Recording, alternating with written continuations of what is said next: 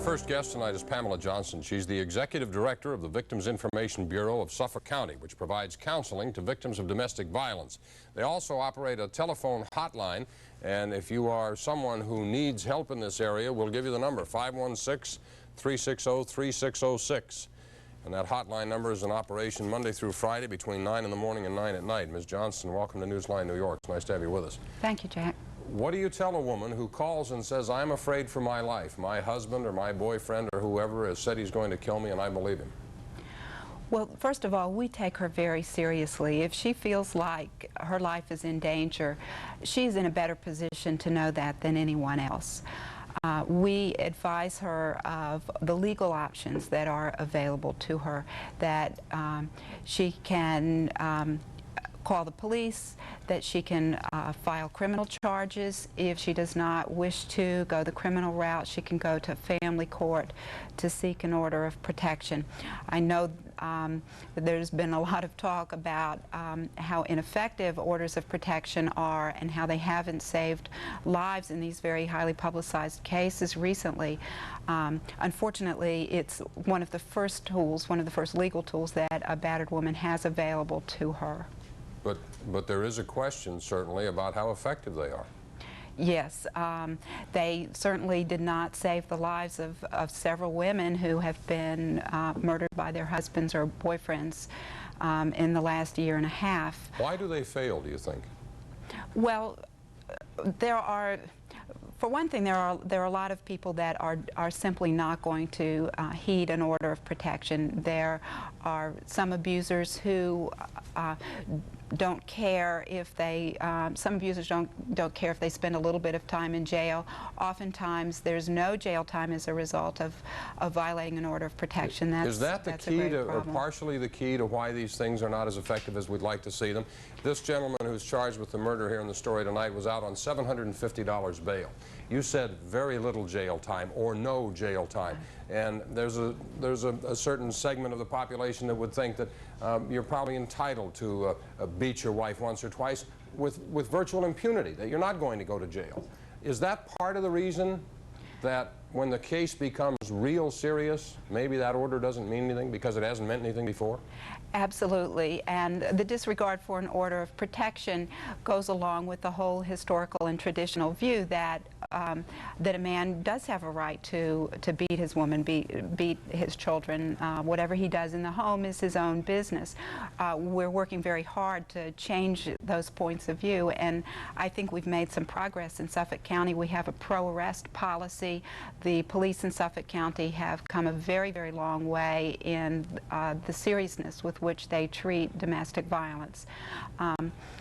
I think our next step is to get the judges with the program and to impose stricter sanctions on people who violate orders of protection. When you say get the judges with the program, tell me what you mean.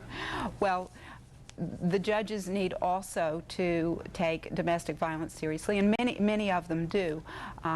But certainly when low bail is set, when no bail is set, or when there have been frequent violations of orders of protection, when a woman has been in a number of times, the district attorney's office is recommending a high bail or no bail.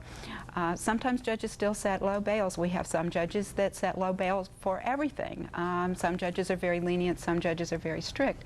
But historically, I think domestic violence has not been treated as a crime the same way that beating someone else would be treated. Janine Ferris Pirro is an assistant Westchester County District Attorney. In 1978, she created the Domestic Violence and Child Abuse Bureau, and she still runs it today, in addition to her other duties. Welcome to Newsline New York. It's nice to have you with us. Thank you. It's nice to be here. You prosecute these cases. Yes. How absurd does it get?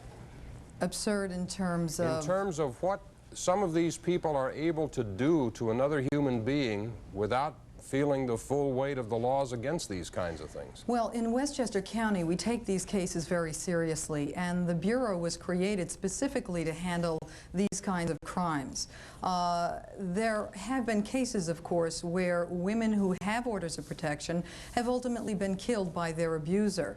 This is a situation that I believe, in some cases, cannot be avoided.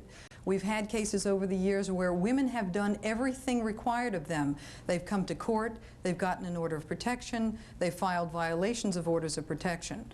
But in a situation where a man is determined to kill a woman, so much so in some of our cases that he will then turn the gun on himself, then it's almost an unavoidable situation. However, in the vast majority of cases, orders of protection, the criminal justice system have helped many women in getting justice and protection. Didn't you prosecute one case where a man had shot his wife 13 times and put her in an oven? Yes. All the time he was under a so-called court order to stay away from this woman? Yes, that occurred a couple of years ago in Westchester County. The victim in that case had done everything that was required of her, and the defendant hunted her down. She made the decision to go into a shelter, but then after several weeks there, she was not comfortable with her children. She again decided to come out of the shelter, and within 24 hours her husband located her and shot and killed her. The children were in the apartment at that time. The victim in that case was aware of the risk. She chose not to remain in a shelter and not to relocate as many victims choose. She decided to go on with her life and to try to carry on a normal life for her children. And unfortunately, he killed her. Charlotte Watson is the chairwoman of the National Organization for Women's State Task Force on Domestic Violence and Incest.